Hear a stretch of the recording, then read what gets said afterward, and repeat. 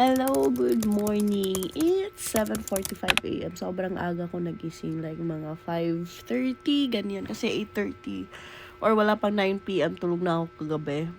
But anyways, ayan, it's Monday again.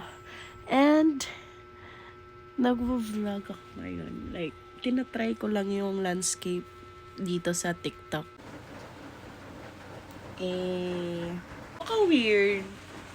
Mainit pero umuulan. Ayan o. Mainit pero umuulan.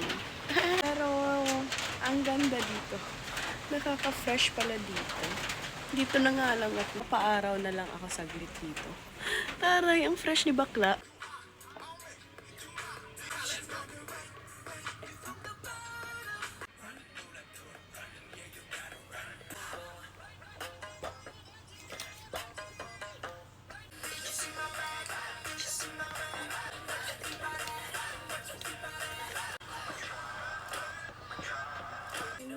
I'm so lonely.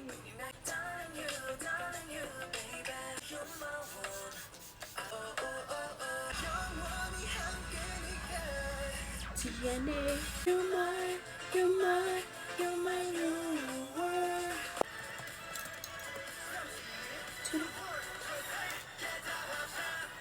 꽁치박쥐, 꽁치박쥐.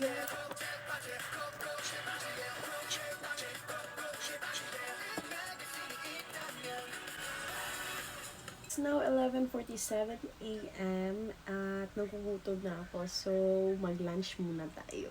Kunchi-pachi, kunchi-pachi. Even without you, I'm so lonely.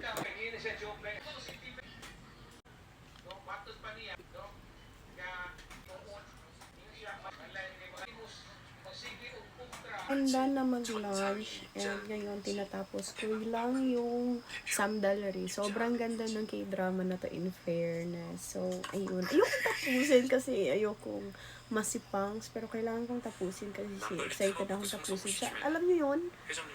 Anyways, ayun na. I'll be back later. It's now 3:31 p.m. at merienda time. Anyway, lilipat lang ako sa labas kasi naboboard na ako dito sa loob magtrabaho, sa loob ng kwarto. So, doon naman tayo sa labas habang kumakain ng snacks. So, ayan, dalahin na natin ang ating laptop at tubig at punta na tayo sa labas. Hanap lang ako ng nakakain dito. Meron kaming Skippy. O, di pa social yung peanut butter namin, Skippy. Ngayon lang kami nagka-Skippy sa bahay na ito. Pero tingnan natin kung ano yung andito sa aming mahiwagang mega box. Hindi ko alam kung anong kakainin ko. But anyways, dito lang ako sa namin, sa lamesa namin. Nakahanap na ako ng snacks at andito siya sa mahiwagang cookies and cream ice cream na lalagyan. Alam kong Filipino style. Filipino coded talaga to. Pero ang laman ay cake. Tira pa to nung birthday ni ate. So ito na lang yung kakainin ko. Gusto ko sana magkape. Partner dito sa cake. Kaso, umiiwas na talaga ako sa kape ngayon as much as possible. Kasi sobrang gulo na talaga ng body clock. Sinisi sa kape, pero yun nga, sobrang na talaga ng aking body clock. Hindi na ako makatulog ng mabilis.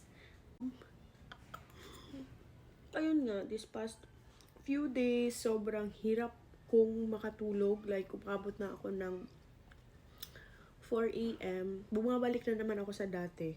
Kagabi, sobrang ako sa sarili ko kasi nga 'di ba sabi ko kanina is parang wala pa 9 p.m. nakatulog na ako. Wala naman akong ginawa buong araw kahapon, kundi nagsimba lang ako and then pag after ng simba umuwi na ako. Tapos pag uwi ko nanood lang ako ng Samdalari.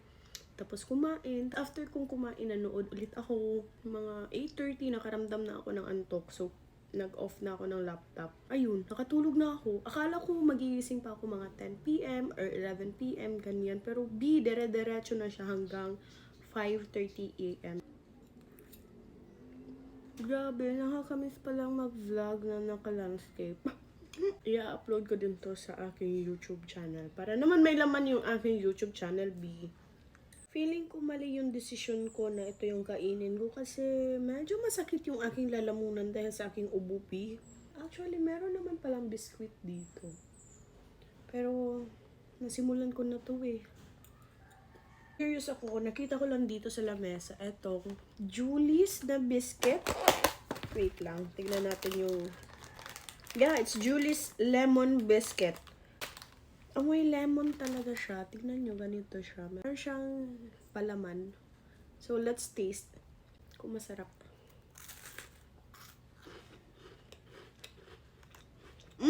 In fairness, may hint ng maasim na very, very light lang talaga. Pero masarap yung combination, in fairness.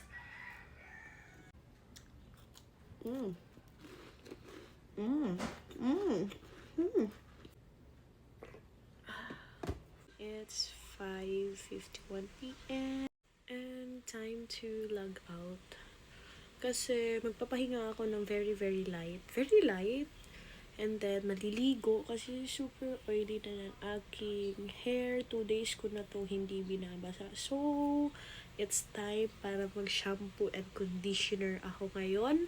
Kakain ng dinner, manonood ng samdalri. O, diba? Sobrang basic lang nung araw ko. Wala talagang nagaganap na kakaiba. Unless kung sipagin ako maglinis ng kwarto, mag-arrange. So, ayun lang. I'll see you later after kong maligo. Bye. Tapos na akong maligo and then nagpapatuyo na lang ako ng buhok. So, while nagpapatuyo ako ng buhok, nanonood ako ng Sandalri. Ano episode na ako? Episode 12. Ayokong tapusin kasi gusto ko mas mahaba pa yung pagsasama namin. Oh, ang taray! Ayun na, manonood muna ako and I'll be back later. Siguro kapag matutulog na ako or what, kasi mag-e-edit pa ako ng videos, mag-a-upload ng skincare habang nanonood ng Samdalri. O diba, ang dami kong ginagawa. Done editing 2 videos and na-post ko na rin siya dito sa TikTok. So ngayon is nag-aantay na lang ako nung sa Shweta, si Lee Sung Kyung yung guest ni Yoongi. So, diba, what are the odds na mag-friends pala silang dalawa, like Min Yoongi and Lee Sung Kyung, like the weightlifting Kim Bok-ju. Hopefully, malalaman natin dito sa Sachwita kung paano sila naging magkaibigan. Medyo hindi pa tuyo yung aking buhok, but I'm putting hair oil lang from Rimod. Para, wala lang, trick-trick ko lang. 8 minutes left, antayin na lang natin. Oh my God, I'm so excited. But anyway, speaking of Lee Sung Kyung, ano ba kayo? Namli or Anli?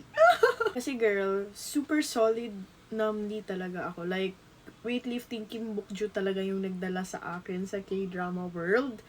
So, ayan, OTP ko talaga silang dalawa. But then, Dr. Romantic happens. Dr. Romantic season 2 and 3. Oh my God! I'm so sorry to Namjoyuk talaga. Pero, Anli, ano ba? Girl, especially talaga season 3 ng Dr. Romantic. Sobrang nasipangs talaga ako. Alam niyo naman, di ba, sa Dr. Romantic, super liit lang talaga nung storyline nung love story ng reset couple. Pero, girl, nung proposal, ay naku, sana magka-Dr. Romantic season 4 na.